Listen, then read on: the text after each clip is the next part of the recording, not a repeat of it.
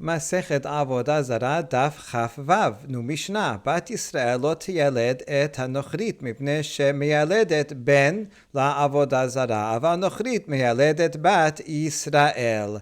A Jewish woman should not be a midwife to help a nochrit, a non-Jew, give birth, because she is giving birth to a child who is going to worship idolatry. So you see, obviously, this is talking about a place and time when most non-Jews were idolaters, and therefore a Jew should not assist in helping nochrit give birth to the next generation of idolaters. But the other way around, if you have a non-Jewish midwife, she can help a Jewish woman give birth.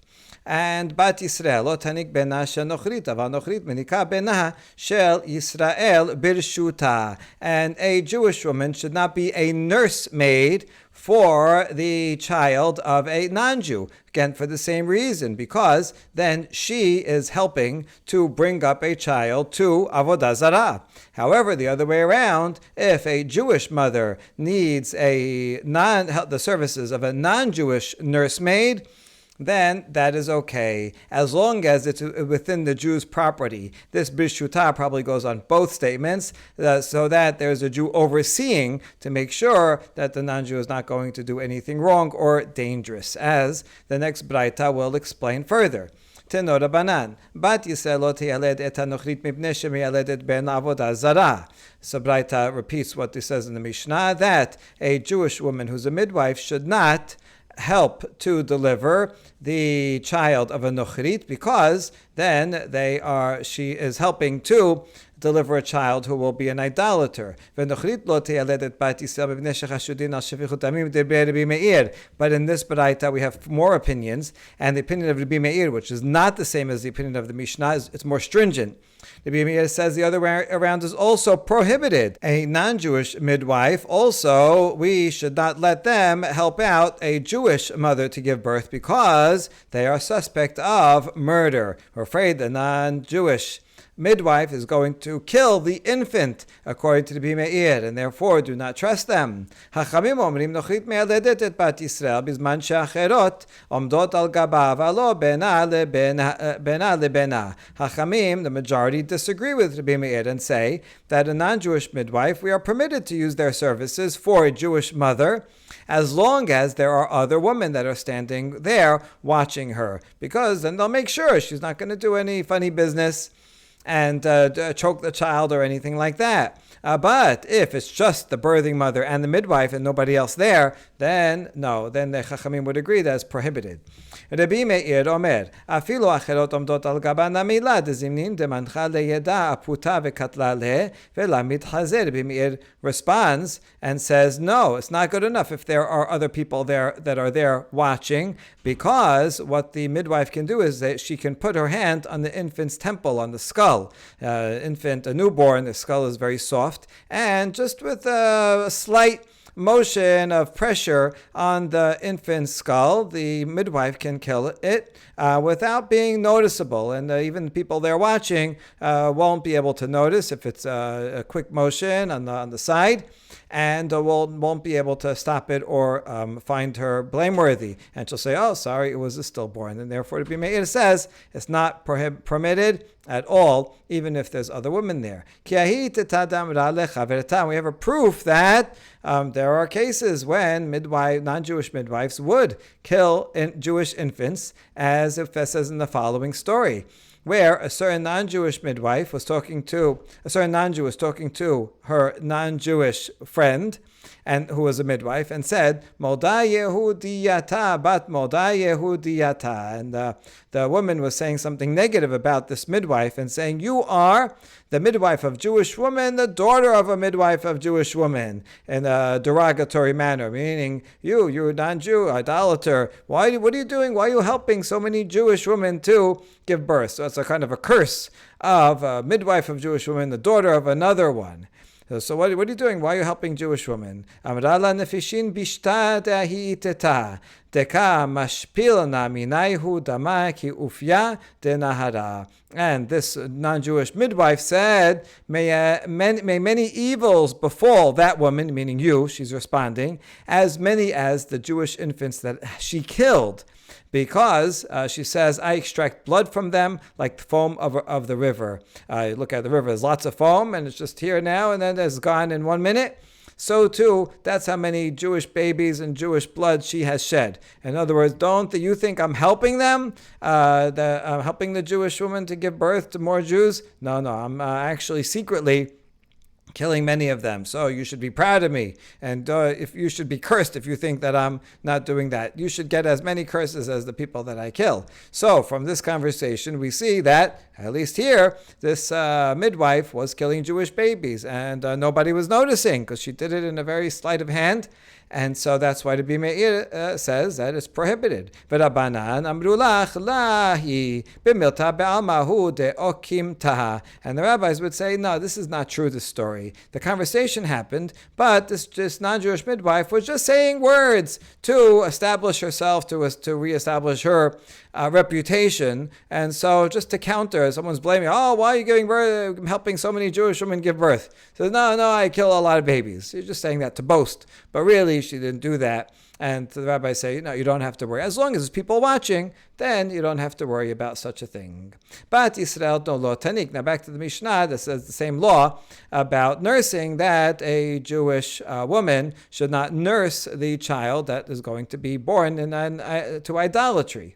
Tenorabanan bat Yisrael lo tanik ben asher nochri b'nei shemegadelet ben la'avoda zara. So this Braita also expands on the Mishnah and says that a Jewish mother, a Jewish woman, should not nurse the child of a nochrit because she is helping to raise him for idolatry. V'nochrit lo tanik et bena shel bat Yisrael v'bnei shechashuda al shefichut amim divrei Rabbi Meir. Now we learn that Rabbi Meir is stringent regarding this matter also, that a non-Jewish nurse woman should not help to nurse the child of a Jew because we are afraid again of murdering. While she's nursing the child, she will murder the Jewish baby.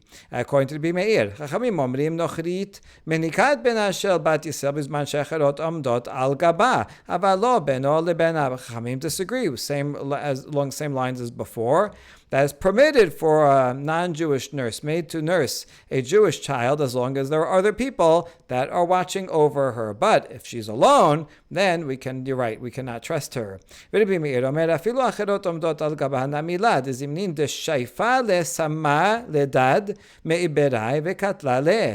says, no, even if there's other people watching, the non-Jewish nursemaid can do something, trick, that will not be noticeable to someone watching. So even if there's other people there, she can take some poison beforehand and smear it on her breast, and then while she's nursing the child, the infant will eat the poison and die.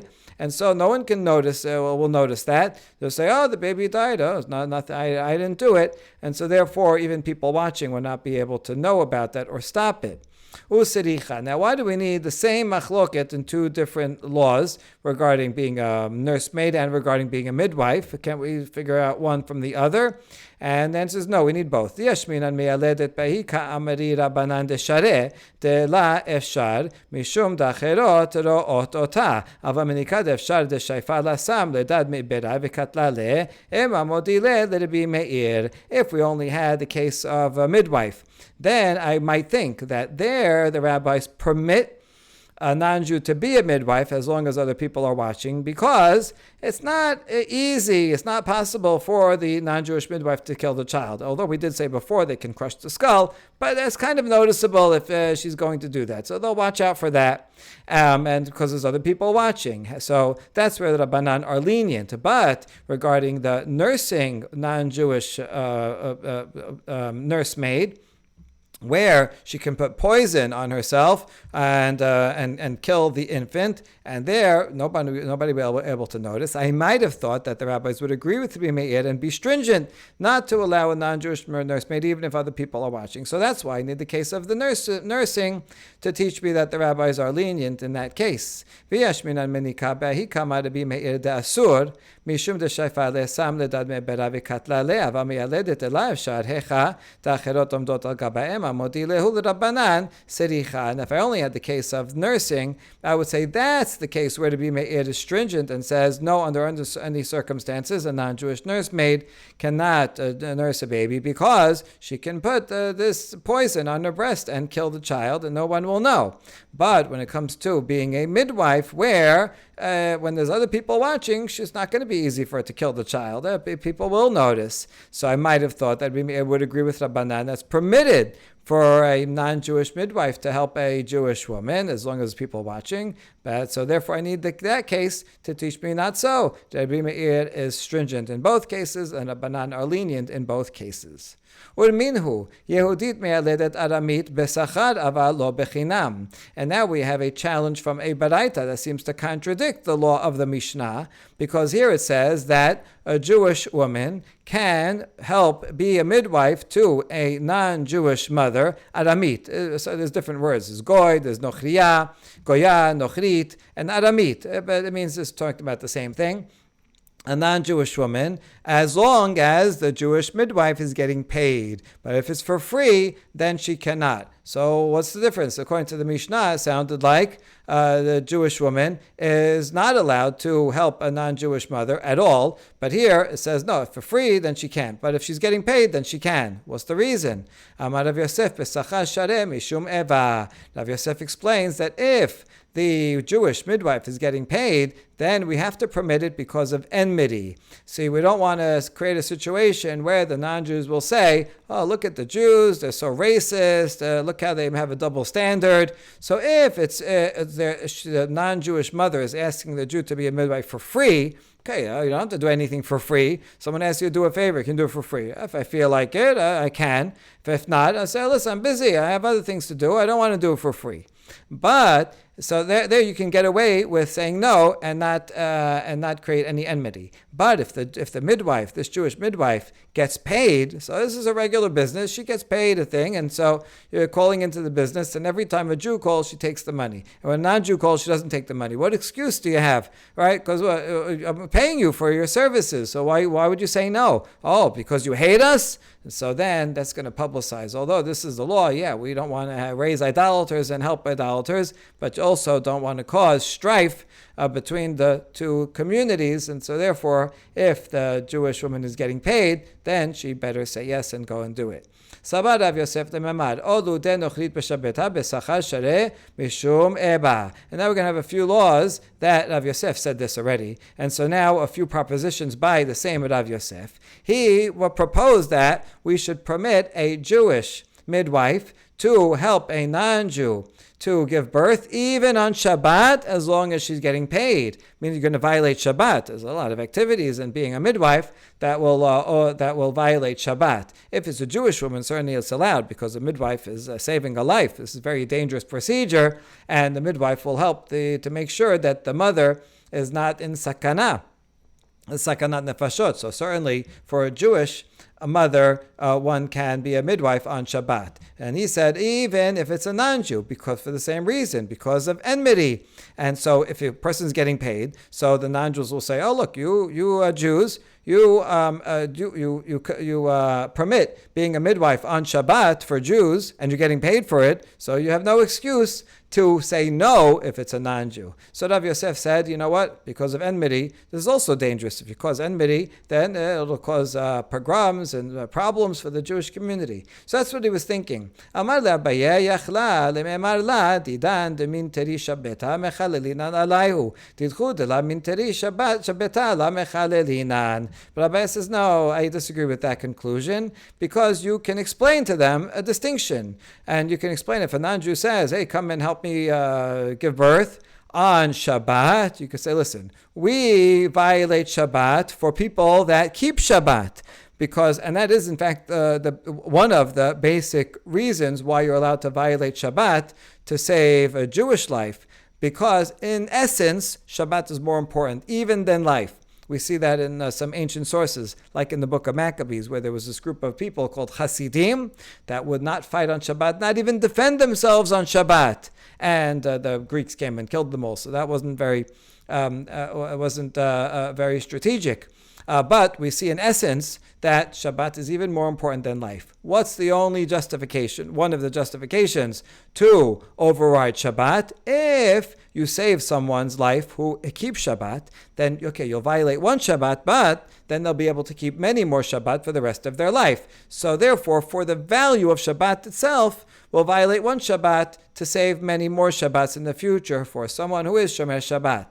Good, that applies to a Jewish woman who's giving birth.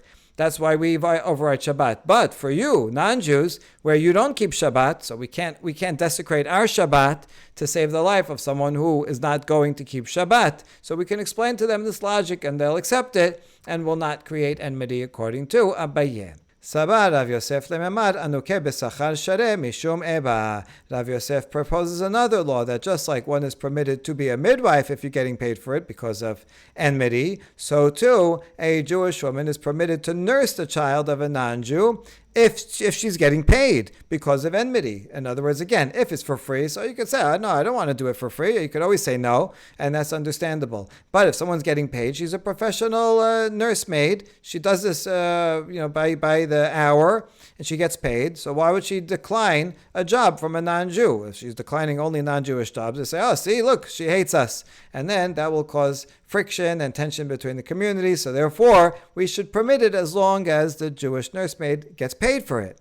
However, Abaye disagrees. Amar Abaye ichlal lememar ipenuyahi ba'ena li'insube ieshet ishi la ka mizda hamna be'apeh gabra. No, it's easy for the Jewish nursemaid to make an excuse. If she's single, she'll say, listen, I want to get married. Well, she's nursing, so it has to be she had a child before. So let's say she was married before and divorced or widowed, and so she's nursing. But she said, listen, I want to get remarried. And no, the guy's not going to want to marry me if I'm still nursing. So sorry, I'm not going to do it. And so that's a legitimate excuse, and the non-Jews will accept it, and will not cause enmity. And if she is married, she can say, I don't want to become repulsive to my husband. My husband is not going to like me if I'm nursing some other child, and so I don't want to. So it's easy to make an excuse that will be acceptable, and therefore Abaye disagreed and said even if one is getting paid, a Jewish woman cannot be a nursemaid for an idolatrous baby. Sabar Rav Yosef lememar hadetanya hagoyim vero'eh behema daka lo ma'alin velo moridin asuke besachar shareh mishum eba. Now another proposal by Rav Yosef regarding the Baraita that says a pretty harsh law that regarding goyim and those who are shepherds of small domesticated animals. What's the problem with them? Well, the problem of goyim is that they're idolaters. The problem of shepherds of small domesticated animals is that where little sheep and goats, if you're a shepherd, they want to go and eat, and it's hard to control where they go and eat. And so they go into other people's lands and fields and eat from them. So basically all these shepherds are, almost all of them, thieves. And so these are bad people. They also go and they destroy large pieces of land. They eat everything up, and then to the extent that it can't even grow back. And so these are destructive thieves, and therefore we don't like them very much. The law regarding both of these categories of people is that we do not bring them up if they fell into a pit, but we don't throw them into the pit. So we're not going to actively kill them. Okay, that to that extent, no, we don't put them in a pit. But let's say they fell into a pit and they fell into a cistern and they can't get out. We're not going to save them. All right, so it doesn't mean that they're necessarily going to die. It means that I'm just going to keep going, ignore it, and the next person, someone else will help them out. Right? They're not going to die right away. They're just, after a few hours they may, but don't save them. Let them be there, and it's not my problem what happens to them. Okay, we'll speak more about this law. But anyway, regarding this law, Rav Yosef thought to say for this baraita that if it's for payment, then it's permitted because of enmity. In other words, someone's stuck on the side of the road and you drive by. Okay, you can't blame every person that drives by. Someone's stuck down in a pit, so they need help. Listen, I don't have a ladder, I don't have a rope, I can't help you, I'm busy, I'm going my way. Someone else will help you. These things happen all the time. So they're not going to blame every person that passes by for not helping them out. However, if the guy's down there saying, "Oh, you save me, I'll pay you $100." Okay, now what excuse do you have? So you're not going to save him, even though it makes sense you would save him because he's giving you payment for your time. So you ran out of excuses, and then they're going to say, "Well, why didn't you save me?" Oh, it's because I'm not Jewish and you're Jewish. Oh, see, you hate us, and that will cause enmity. So Rav Yosef proposed that we should permit it if they're willing to pay. Amar le Abaye yachol omar lo ka'e b'ri'a igra iname nekita li zimna lebedavar. And Abaye disagrees again with this law because the Jew is passing by can make up an excuse and he could say, "Listen, my son is standing on the roof and I need this ladder." Even if you're holding a ladder, you're carrying it, and the guy says, "Oh, you have a ladder there. Please help me out of this pit." It says, "Sorry, I'd love to help you out, but my son, he's on the roof. I'm afraid he's going to fall. I have to hurry there to save him." And so you have an overriding concern. Or, listen, I have a court date right now. My time in court, I have to be there. Otherwise, I'll lose a lot of money. So someone else will help you. Sorry, I can't help you right now. And these would be acceptable excuses. The point of these examples is that it seems that the guy in the pit, it's not that his life is in danger immediately, like the snakes that are going to bite him. So pass by, someone else will help you. Taneh Rabbi Abu Kamed Rabbi Yochanan Hagoyim vero'eh behema daka lo ma'alin velo moridin aval aminin v'hamasorot v'hameshumadin moridin velo ma'alin. And so now that we quoted this baraita, here's an expanded version that Rabbi Abu recited in front of his teacher, Rabbi Yochanan. And so also often people had a baraita, they would recite it in front of the teacher to get the teacher's feedback and opinions about it. And this baraita says, similar to the one before, that regarding goyim and those who are shepherds of small domesticated animals, we do not lift them out of the pit, but we also don't throw them down into the pit. However, when it comes to the other category of minim, heretics, and informers and apostates, we throw them down into the pit and we do not bring them up. Now, what are these categories referring to? So, Masorot is easy. An informer, he goes and tells on Jews to the government and gets them in trouble. And so, talking about the Roman government, and so you get you tattletale on someone, guilty, not so guilty, just to get somebody in trouble, and they get, maybe they didn't pay a tax or something, and then they get in serious trouble, and who knows what will happen to them. So, we don't like informers. Now, what's the difference between minim and mishumadin? Minim is more serious. Minim is a heretic, someone who denies the foundations of the Torah, worships idolatry, so a very serious thing, really rejects the whole thing. Mishumad is someone that sins, even major sins, but his belief is basically intact. He's not doing idolatry, he just does a lot of sins. Anyway, all these three people, the Baraita says, that we push them down into the pit and we do not let them up. Amar le, ani shoneh lechol abedat achicha lerabot et hamishumad, v'at amart moridin, semeh mikan mishumad. Rabbi Yochanan told Rabbi Abu, says, I have a teaching that says you have to return a lost item. And it says, lechol abedat achicha, you have to return every lost item. What is that coming to include? When it says achicha, your brother, even someone who's a mishumad, even though this person, they violate Shabbat, they eat pig and whatever, but they lost their wallet, you have to return it to them. And so I have that law that you have to help out. If you have to return his wallet, then all the more so you have to, you can't push him down into a pit. You have to save his life. So I say you have to return his wallet. And you say in a Braita that you push him down into a pit. No, take out the Mishumad. He doesn't belong here. We don't push Mishumadim into the pit. It's true, he may be liable to various things. Okay, get two witnesses, bring him to court. There are procedures about that. But just because he is a major sinner, apostate, doesn't mean that we push him into a pit. So that's Rabbi Yochanan's feedback. Remove this one. So now we're left with only two categories that we push into the pit: minim and minim and masorot. Okay, Velishne le kan b'mishumad ochel nebelot te'abon, kan mishumad ochel nebelot te'achis. And now we wonder, how come Rabbi Abhu didn't counter Rabbi Yochanan and say, no, there's a different, mishumad has different definitions. And we can say that, but this teaching that you should return the wallet of a mishumad, that's someone who eats non-kosher food because of his appetite. He knows it's wrong, but he just loves ham sandwiches. He can't help himself. He loves playing golf on Shabbat. He can't help himself. So he's doing it. He knows it's wrong. He believes in the Torah. He believes in the religion, but he has a weak will. And so he gives into his will. That kind of person, although he's a sinner, okay, but his foundation is okay, and therefore you return his item. Whereas, and you don't push him down the pit. Whereas the Baraita, let's leave the word mishumad in and say that's talking about someone who eats non-kosher and insolence because he hates the Torah in anger. He doesn't even want to eat it. He doesn't even like it. He just eats it just to show, look, I hate the Torah, I hate the laws. That kind of person, that's more serious. He rejects the whole foundation. So that's the kind of person, yeah, you should push into a pit. So why didn't Rabbi Abu answer that? And the answer is kasabar ochel neberot tachis minhu, because he thinks that someone who eats non-kosher just out of insolence, out of anger, out of rebellion, that's the same as a mean. So you wouldn't have mean and mishumadin because they mean the same thing. And so, therefore, he agreed with Rabbi Yochanan that you should take out mishumadin. So you see, mishumadin is a lower category, someone who found very important sins, but he accepts, he just does it because of his appetite. But he fundamentally accepts the Torah, whereas the mean fundamentally rejects it and even worships idolatry.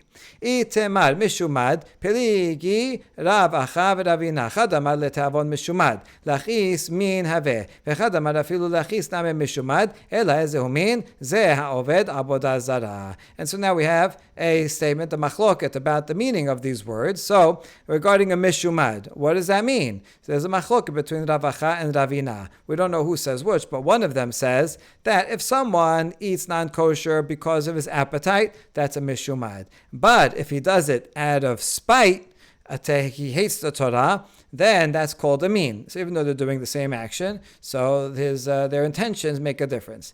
So that's all one opinion. The other of these Amoraim says, even if a person eats it out of insolence and hate, he's still called mishumad. So in what ways, how is a mean worse than that? A mean actually worships idolatry. So the mishumad was pretty bad. He rejects the Torah and hates it. But he doesn't believe in idols. So that's a level better than someone who not only rejects the whole Torah, but even actively worships idols. That's even worse. So that's two different definitions of these words. Metibe achal parosh echad o yatush echad hareze mishumad va'achad elach isu v'katane mishumad. And now we have a challenge on one of these definitions from a baraita that says if someone eats a flea or a mosquito, that person is called a mishumad. Now, why would someone eat a flea or mosquito? Is it because of their desire, their appetite? They can't help it. Oh, I love the taste of fleas. Nobody does that. So certainly if someone's eating a flea or mosquito, it's only because of insolence. They want to show, oh, this is prohibited? I'm going to eat it to show that I'm violating this law.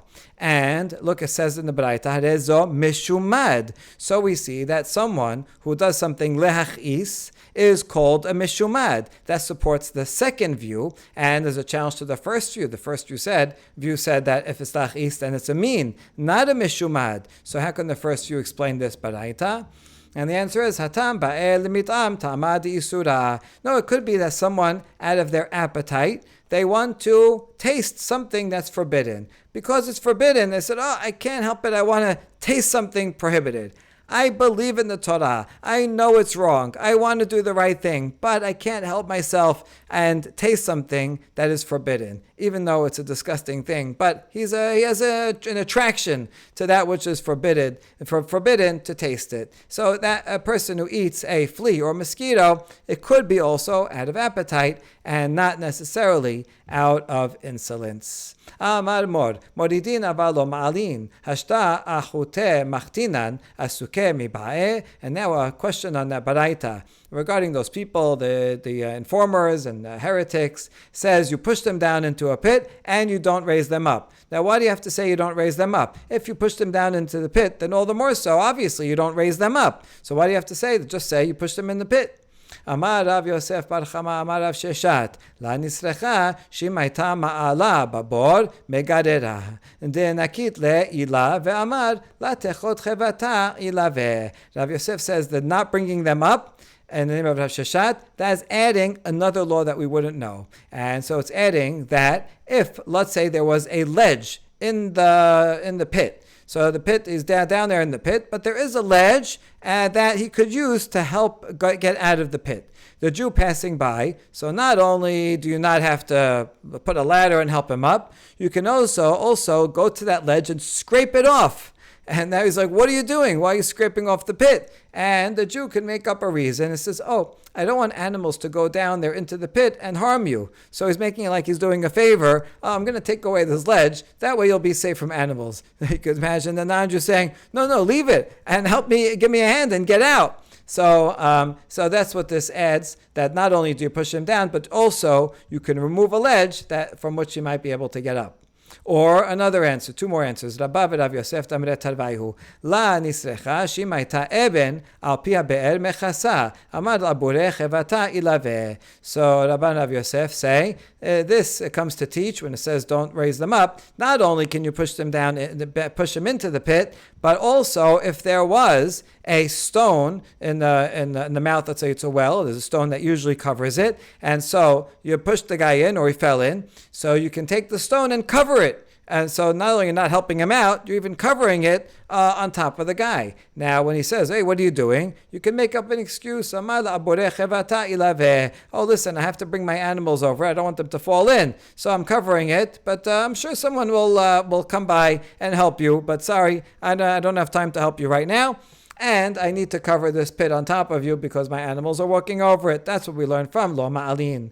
And the last opinion, Ravina Amar Shima Yasulam Mesaleko Amar Ba'ena Lachute Beri Me'igrar. Ravina says, not only, let's say you're holding a ladder and carrying it, you don't have to put the ladder in to help him out. Even if there's a ladder in, this guy just fell into a pit. There's a ladder in the pit, he could get out. You're passing by, you can remove the ladder. And you could tell, he's like, wait, where are you going with that ladder? I needed it to get out. And you could say, I need the ladder because my son's on the roof and I'm afraid I have to go help him right now. I need the ladder immediately. And you could pull the ladder out from him. Te'eno Rabbanan Yisrael mal et hagoy leshum ger lapuke leshum murna dela. And so now a related topic of doing a berit milah.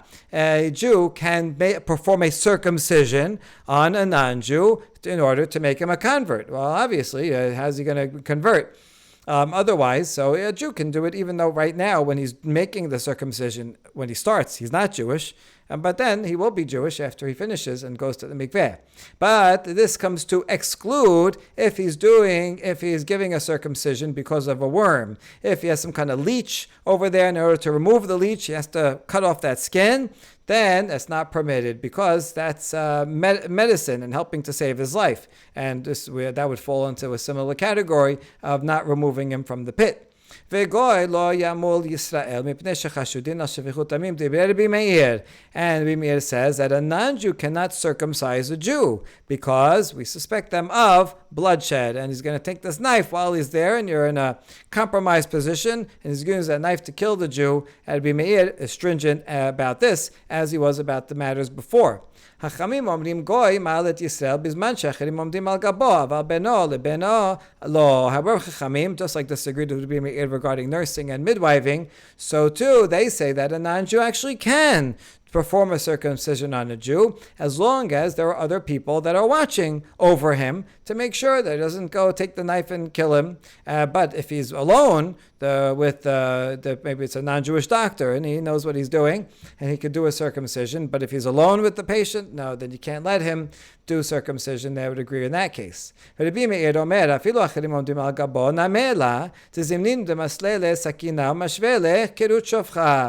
says no, even if other other people are watching. Okay, so maybe he won't take the knife and stab the guy. He's like, okay, what are you doing? You're stabbing them, so they'll be caught in the act and they'll stop him or they'll arrest him for that. So that, yeah, you can stop a murder if there's other people. But the non-Jewish circumciser, he may just tilt the knife just a little bit and cut off a bit too much and cause the person to be kerut shofcha, castrated, and he'll say, oops, sorry, right, it wasn't my fault. So he has plausible deniability. And so, therefore, no, don't trust this idolatrous doctor regarding a circumcision. וסבר רבי מאיר גוי לה, ולמין הוא עיר שאין בה רופא ישראל, ויש בה רופא כותי, ורופא ארמי, ימול ארמי ועל ימול כותי, דברי רבי מאיר. רבי יהודה אומר, ימול כותי ועל ימול ארמי. Now we ask, there's a contradiction. Is it true that Rabbi Meir says that a non-Jew cannot perform a circumcision? Do not let them, you're not allowed? We have a contradiction from another baraita, where it says, let's say you're in a city where there's no Jewish doctor, there's no Jewish mohel. Okay, so what are you going to do? There's no Jew. What's the second best? There is a Samaritan. Samaritans, they are biblical people. They follow the Chumash and they do circumcision. And again, there's a range of opinions about a kuti, different times and places. Some say that they're actually converted legitimately. Some say not. Some say there's a mixture of idolatry in them. So you have this Samaritan who can do the circumcision, and you also have an Aramean, meaning a non-Jew. So which one should you prefer?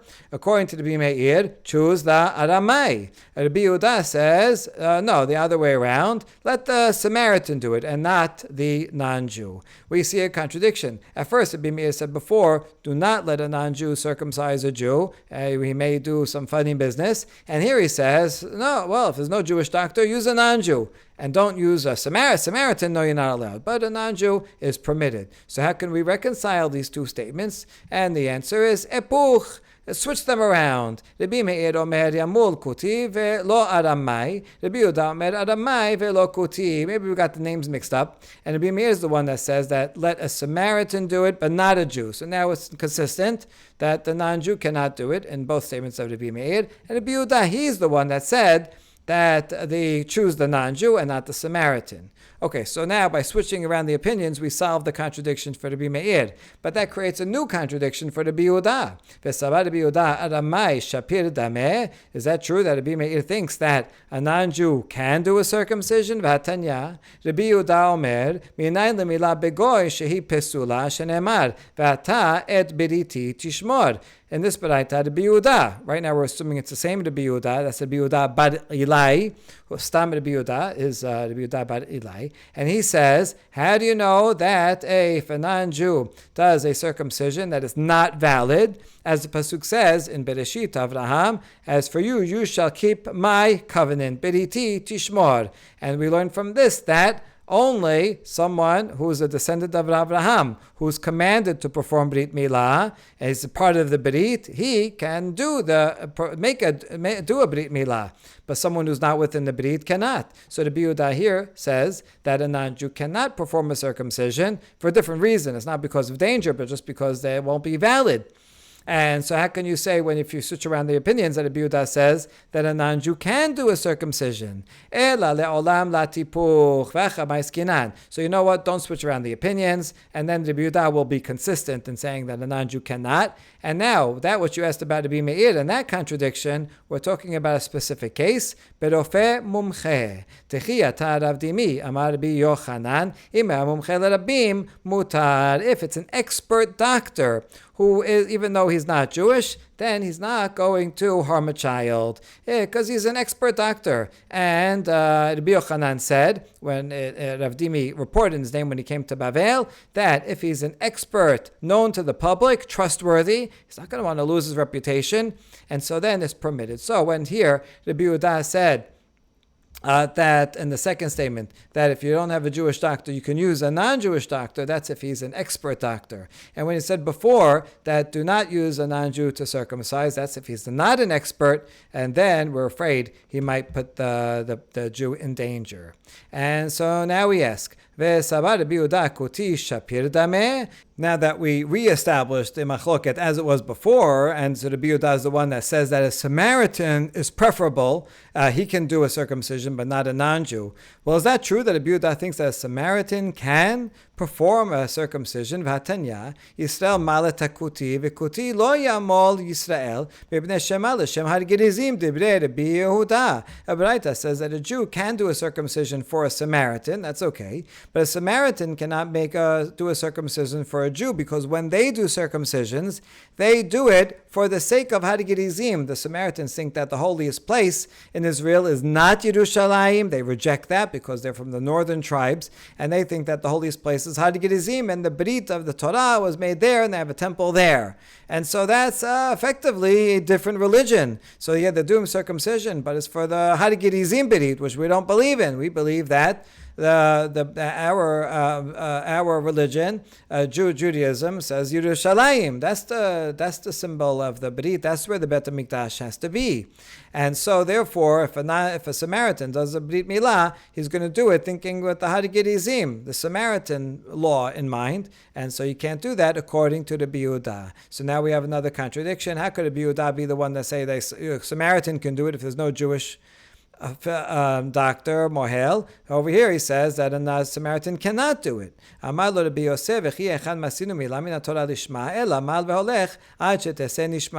Baraita continues with a different opinion of Rabbi Yosef, and who says, where do you ever see in the Torah that Brit Milah has to be for the sake of a certain of Hashem's will, for the sake of a Brit Milah?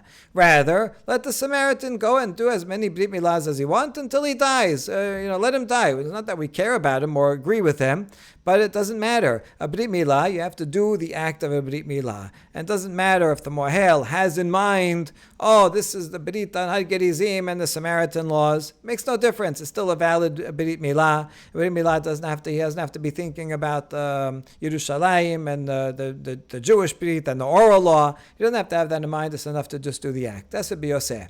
But Rabbi Yehuda, in fact, disagrees and says that a Samaritan cannot. So how do we resolve the problem for Rabbi Yehuda, where at first he said the Samaritan can do it, and now he says the Samaritan cannot do it?